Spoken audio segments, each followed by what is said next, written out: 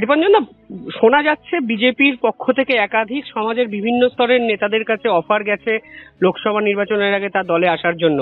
সেক্ষেত্রে আপনার বিজেপিতে যোগদান করার বা দলীয় রাজনীতিতে আসার সম্ভাবনা এই মুহূর্তে ঠিক কতটা?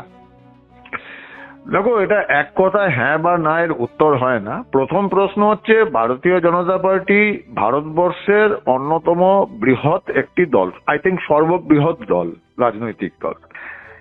এবং প্রশ্নটা হচ্ছে যে ভারতবর্ষের গণতন্ত্রে কিন্তু যতটুকু আমি জানি সমস্ত গণতান্ত্রিক দলগুলো ওরা বহুদলীয় গণতন্ত্রে বিশ্বাস করে।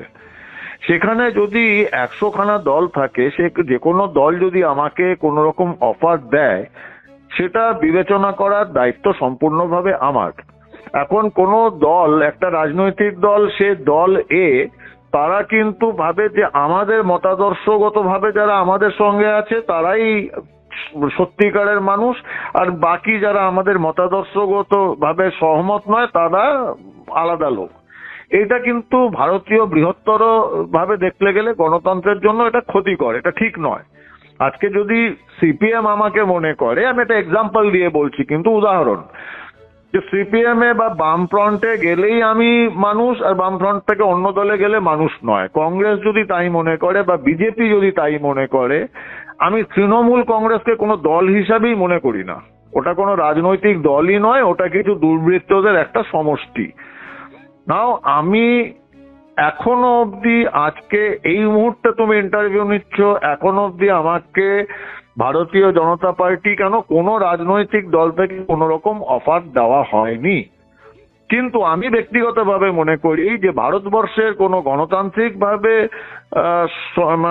যারা বিশ্বাস করে গণতন্ত্রে এবং নির্বাচনী রাজনীতিতে, সেই রকম দল যদি কোনো আমাকে অফার দেয় বা আমি যদি ভবিষ্যতে যাই, সেটা কোনো অন্যায় নয়। আমি তো আর ইসলামিক স্টেট বা ওই আল কায়দায় জয়েন করছি না, তো সেখানে লোকের চিন্তা হওয়ার কোনো কারণ নেই।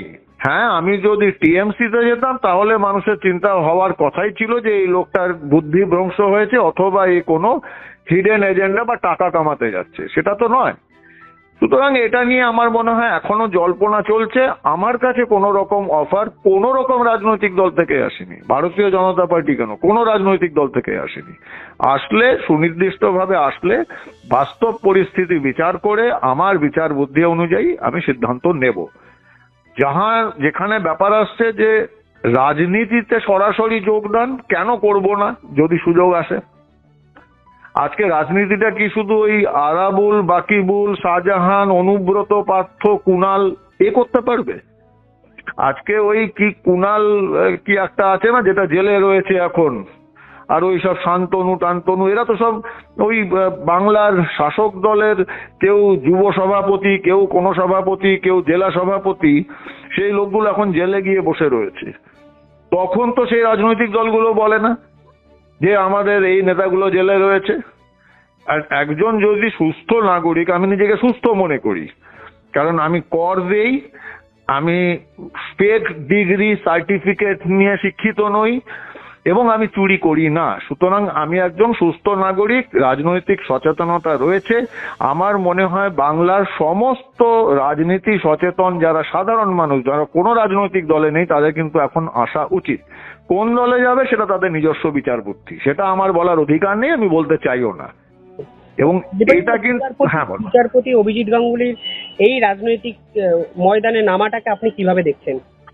প্রথমত, আমি মহামান্য প্রাক্তন বিচারপতি অভিজিৎ গাঙ্গুলির এই যে সিদ্ধান্ত, এটা আমি সম্পূর্ণভাবে সহমত, সম্পূর্ণভাবে 100%।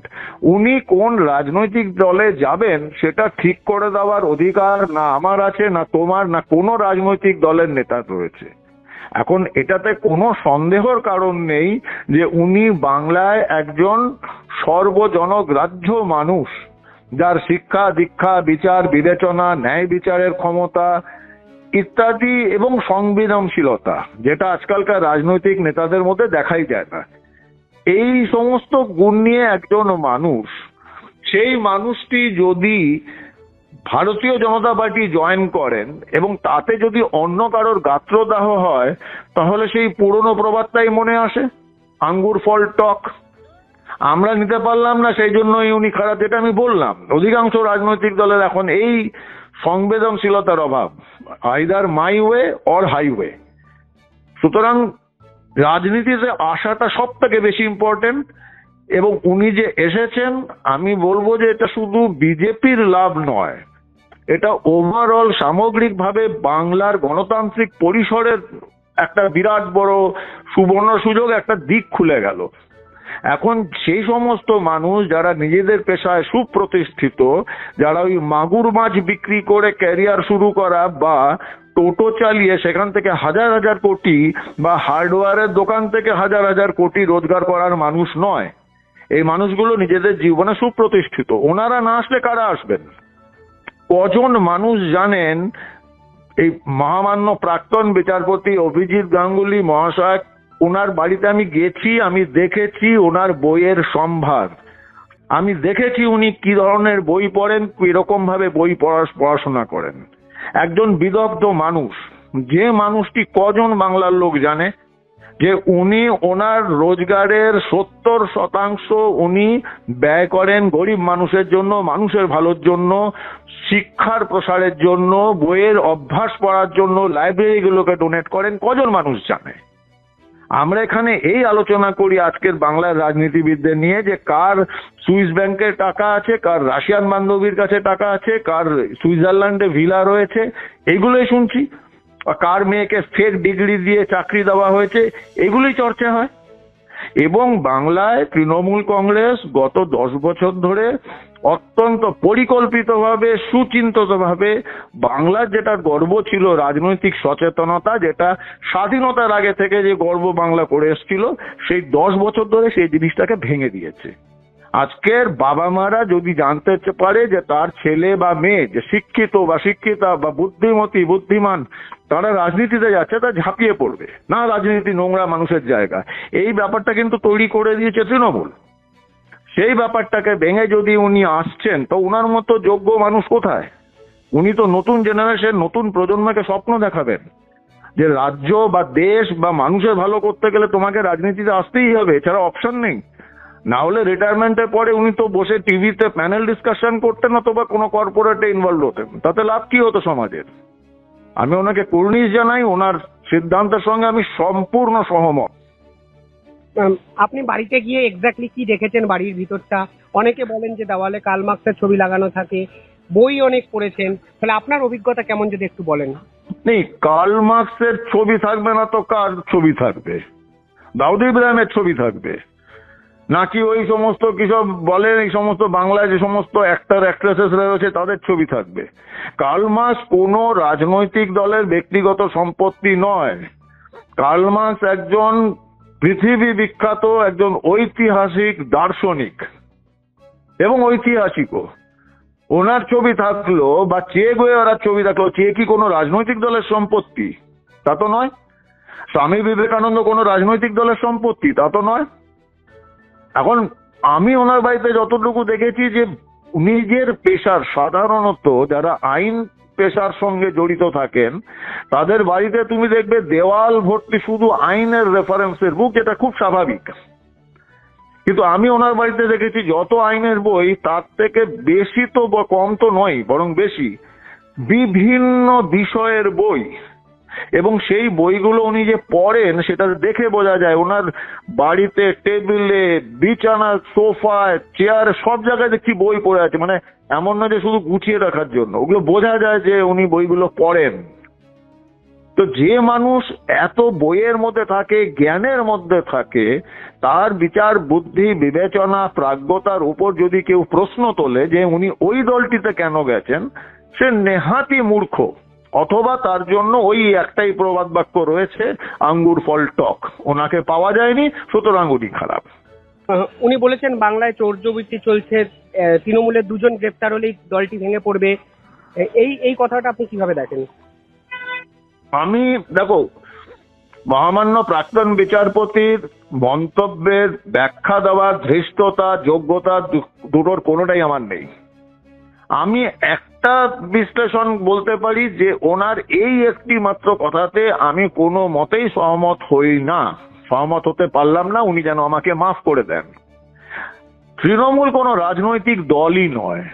উনি যে বলছেন দলটা ভেঙে যাবে, এটা দলই নয়, এটা দুর্বৃত্তদের একটা মঞ্চ, যে মঞ্চে দাঁড়িয়ে আগেকার দিনে হতো বিভিন্ন জায়গায় ডাকাতরা, রঘু ডাকাত, বিশে ডাকাত, কানু ডাকাত, সে ডাকাতরা একটা কালী মন্দিরে আসতো, সেখানে পুজো টুজো দিত, তারপর একসঙ্গে ডাকাতি করতে যেত এবং ডাকাতির সম্পত্তি তারা ভাগ বাটোয়ারা করে নিত।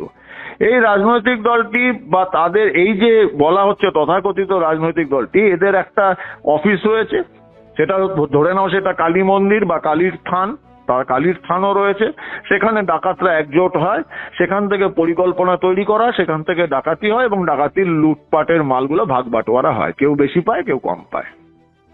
তো এই দলটা থাকবে কি থাকবে না তার সঙ্গে ভারতবর্ষে বা বাংলার গণতান্ত্রিক পরিবেশের কোনো সম্পর্ক নেই, বরং এই যে দুর্বৃত্তদের যে সমষ্টিটা, এটা যত তাড়াতাড়ি ভেঙে যায় ততই ভালো।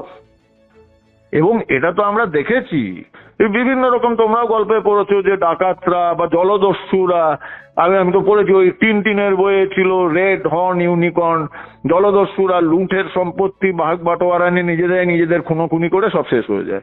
এরও তাই পরিণতি হবে, কারণ এটা তো কোনো নীতি আদর্শ এই সমস্ত নিয়ে তো তৈরি হয়নি। আজকে তুমি ওই শাসক দলের যে কোনো নেতাকে ধরে, ছোট বড় মেজো সব থেকে সর্বোচ্চ ধরে একবার বসিয়ে একটু বলো তো আপনাদের দলের কি কি আপনাদের মতাদর্শ, কি কি আপনাদের এজেন্ডা, আপনাদের কি পরিকল্পনা রয়েছে বাংলার উন্নতির জন্য। যদি 1 মিনিট কেউ কথা বলতে পারে, তুমি যা বলবে আমি তাই মেনে নেব। তো এই দল তো দুর্বৃত্তদের সমষ্টি, এদের পুরো যে এখনো ইউনিফাইড রয়েছে সেটা এই লুটের ভাগের জন্য। যেদিন সেটা তার টান পড়বে সব টুকরো টুকরো হয়ে যাবে, নিজেরা নিজেদের খুনোখুনি করবে, অলরেডি করছে, দেখতেই পাচ্ছ। বিচারপতি বলেছেন ডায়মন্ড হারবারে দাঁড়ালে, যেটা কিনা সাংসদ অভিষেক ব্যানার্জির কেন্দ্র লোকসভা নির্বাচনে, সেখানে লাখ লাখ ভোটে উনি হারাতে পারেন, এটা কতটা বিশ্বাসযোগ্য বলে আপনার মনে হয়? দেখো, মানুষ কি চাইবে তার উপরে কিন্তু কোনো কথা হয় না। এটা তো দেখেছো, এই বোধহয় সম্ভবত যাদবপুর বা দক্ষিণ কলকাতার, যদি আমার ভুল না হয়, সেই সংসদীয় ক্ষেত্রে সোমনাথ চট্টোপাধ্যায়কে 84 সালে হারিয়েছিল তো এই মমতা ব্যানার্জি। এবং বাংলায় বা ভারতবর্ষে বহু এরকম উদাহরণ রয়েছে। এলাহাবাদ বলা হতো হেমবতী নন্দন বহুগুণার সাম্রাজ্য। প্রথমবার নির্বাচনে দাঁড়িয়ে অমিতাভ বচ্চন হারিয়েছিলেন। এরকম তো বহু ঘটনা রয়েছে যেখানে ইন্দ্রপতন হয়েছে। আর এটা তো ইন্দ্রও নয়, উনি যে জায়গাটার কথা বলছেন সেখানে যে লোকটি রয়েছে তার সম্পর্কে যত কম বলা যায় ততই ভালো। এখন সেখানকার যে বাসিন্দারা তারা যদি নির্বিঘ্নে ভোট দিতে পারে, কোন রকম রিগিং, কারণ ওই এলাকাগুলো তো তোমরাও জানো আমরাও জানি, ওটাকে তো আমরা বলি ওটা পাক occupied Kashmir in the state of Bengal, ওরকম বানিয়ে দেওয়া হয়েছে। ওখানে যদি নির্বিঘ্নে ভোট হয়, সেন্ট্রাল ইলেকশন কমিশন যদি সেটাকে এনশিওর করতে পারে কেন্দ্রীয় বাহিনীদের দিয়ে এবং প্রপারলি, ওখানে যে গুন্ডা বদমাশগুলো রয়েছে, এই শেখ শাহজাহানের মতো তো অনেক রয়েছে, জাহাঙ্গীর কওজার কি সব নাম টাম রয়েছে, ওখানকার একজন বিধায়ক শওকত মোল্লা, তার ব্যাপারে প্রকাশ্যে প্রশাসনিক সভা থেকে মুখ্যমন্ত্রী বলছেন তুই বাস স্ট্যান্ড নিয়ে কি করবি, তুই তো বোম বাঁধিস, এবং সে এখনো বিধায়ক। এই সমস্ত লোককে যদি কেন্দ্রীয় বাহিনী এবং কেন্দ্রীয় নির্বাচন কমিশন নিউট্রালাইজ করতে পারে, তাহলে দেখবে যা বলেছেন মাননীয় প্রাক্তন বিচারপতি তাই হবে। মানুষ ফুঁসছে, কিন্তু এই দুর্বৃত্তদের জন্য মানুষ ভয়ের মধ্যে রয়েছে। আরেকটা কথা উনি বলেছেন 2026 পর্যন্ত দলটি টিকবে না, মানে তৃণমূল টিকবে না। 2024 সালে লোকসভা ভোটে সেই অবস্থা হবে যা 2009 সালে সিপিএম এর হয়েছিল। পার্টিকুলারলি এই কমেন্ট আপনি কিভাবে দেখছেন? এবং আরো বলেছেন শুধু কয়েকটা গ্রেফতারই প্রয়োজন। দেখো, ব্যাপারটা এগেন তুমি যদি একটা ঐতিহাসিক বিশ্লেষণ করো, যদিও আমি রাজনৈতিক বিশ্লেষক নই, অ্যাটলিস্ট নিজেকে আমি ক্লেম করি না, 2009-2011 সময়, 2009 লোকসভা 11 বিধানসভায় পশ্চিমবঙ্গে যে বামফ্রন্টের পতন হয়েছিল, 2008 অবধি কিন্তু কেউই বিশ্বাস করতেই পারতো না। এবং মানুষ এটা ভাবতো, আমরা ভাবতাম যে বামফ্রন্ট তো 300 বছর রাজত্ব করবে। আমি অনেক বড় বড় নেতার কাছ থেকে শুনেছি আমরা তো 300 বছর থাকবো। এই অহংকার যখনই আসলো তখনই তারা মাটির থেকে বিচ্ছিন্ন হতে শুরু করলো। ঠিক ভুল সিদ্ধান্ত জানি না, কিন্তু সিঙ্গুর নন্দীগ্রাম কিন্তু এই সিদ্ধান্তগুলো ব্যাকফায়ার করেছিল এবং সেটাকে ইন্ধন দিয়েছিল এক শ্রেণীর তথাকথিত বুদ্ধিজীবী নামের ক্লিবলিঙ্গ একটা গ্রুপ, কিছু ব্যবসায়িক সম্প্রদায়, কিছু দু একটি খবরের কাগজ, এবং অবভিয়াসলি সেখানে কিন্তু মানুষের ক্ষোভ ছিল। সেটাকে যে ভুলভাবে ট্রিট করা হয়েছে, সেটাকে সঠিকভাবে যে ব্যবহার করা যায়নি, সেটাকে কন্ট্রোল করা যায়নি, দুই দিক থেকেই, প্রশাসনিক দিক থেকেও করা যায়নি এবং রাজনৈতিকগত দিক থেকেও বামফ্রন্ট বা সিপিএম করতে পারেনি। তার জন্য ফলশ্রুতি 2009, 2011। তার সঙ্গে আজকের জায়গাটাকে মেলালে চলবে না। আবার বলছি যে এই শাসক দল এরা দুর্বৃত্ত, এদের পুরো এখনো যাদের ইউনিটি যেটুকু বেঁচে রয়েছে ওই সব, যে আমি আরেকটু কামাতে পারবো ততদিন দলে থাকি, অথবা আমি দল থেকে চলে গেলে এবার পুলিশ আমার পেছনে পড়বে, কারণ আমার পুরো ব্যাপারটাই দাঁড়িয়ে রয়েছে দুর্নীতির উপরে। হয় সেই লোভ, নাহলে সেই ভয়। এই লোভ আর ভয় নিয়ে যদি একটা কিছু দুর্বৃত্ত সমষ্টিগত একটা মঞ্চ তৈরি করে, সেটা ভেঙে পড়তে সময়ের অপেক্ষা। আমার মনে হয় না, আমিও বিশ্বাস করি না যে 2026 অব্দি যাবে। 2024-এর লোকসভা নির্বাচনে যদি এই দলটি বা এই যে দুর্বৃত্তদের গোষ্ঠী, এই গোষ্ঠীটা যদি আঘাত পায়, তাহলে নিজেরাই খুনোখুনি শুরু করবে, দেখবে কিরকম অবস্থা হবে।